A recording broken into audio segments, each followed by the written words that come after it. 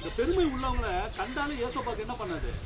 பிடிக்கவே பிடிக்காது. அவங்கெல்லாம் எந்த ஒரு ஆசீர்வாதத்தையும் என்ன பண்ண முடியாது, சொல்லுங்க, பெற்றுக்கொள்ளவே முடியாது. சரிங்களா? அப்படிப்பட்ட இடத்துல இந்த பரிசேயர்களா இருந்தாங்க. சொல்லுங்க, பரிசேயன். பரிசேயன் பரிசேயன் யார் தெரியுமா?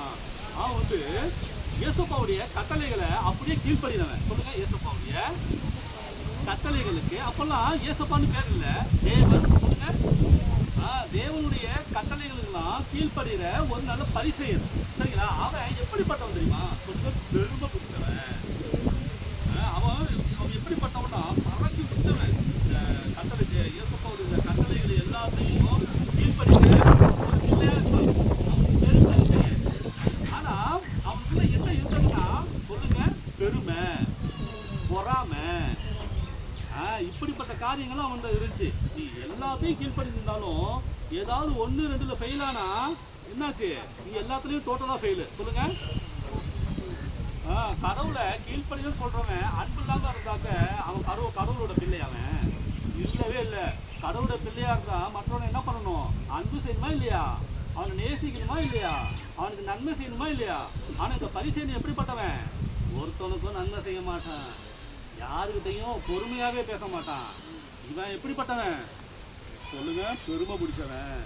இவன் ஒரு பணக்காரன், கழுத்து நிறைய நகை இருக்கும், கை விரல் பூரா மோதிரத்தை போட்டுக்கிட்டு பெருமையாவே இருப்பான், பெருமையாவே பேசுவான், பெருமையாவே நடந்துக்கிட்டு இருப்பான். யாரு?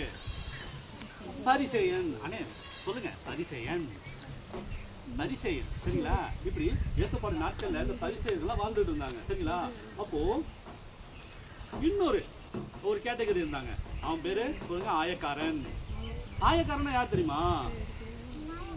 மயக்காரன். ஆயக்காரன் சொல்லுங்க, வரி வசூலிப்பவன். சொல்லுங்க, வரி வசூலிப்பவன், இன்கம் டேக்ஸ் ஆபீசர். சொல்லுங்க, கேள்விப்பட்டீங்களா? வீட்டுல பெரிய பெரிய பணக்காரங்க வீட்டுக்குலாம் ரைடுக்கு வருவாங்க தெரியுமா? வருமானத்துக்கு அதிகமா நிறைய பேர் பணம் சேர்த்து வச்சிருந்தாங்கன்னா அதை வந்து எடுத்துட்டு போறதுக்காக இன்கம் டேக்ஸ் ஆபீசர்ல இருந்து அவங்க வருவாங்க தெரியுமா? கவர்மெண்ட்ல இருந்து. சரியா? கவர்மெண்ட்டுக்கு தெரியாம வரி கட்டாம கருப்பு பணமா வச்சிருப்பாங்க. கவர்மெண்ட்டை ஏமாத்தி பணம்லாம் வச்சிருப்பாங்கல்ல. சரிங்களா? அந்த பணத்தெல்லாம் கண்டுபிடிச்சி எடுக்கிறதுக்காக இன்கம் டேக்ஸ் ஆபீசர்லாம் வருவாங்கல்ல. பார்த்துருக்கீங்கல்ல? பார்த்ததே இல்லையா அந்த இன்கம் டேக்ஸ் ஆபீசரை? சரி, அவர்கள் பேர் தான் வரி வசூலிப்பவர்கள். சொல்லுங்க. அப்போ அந்த ஊர்ல இந்த பரிசேயனும் இருந்தா, இந்த சொல்லுங்க, இந்த இன்கம் டேக்ஸ் ஆபீசரும் ஒருத்தர் இருந்தாரு. சரிங்களா?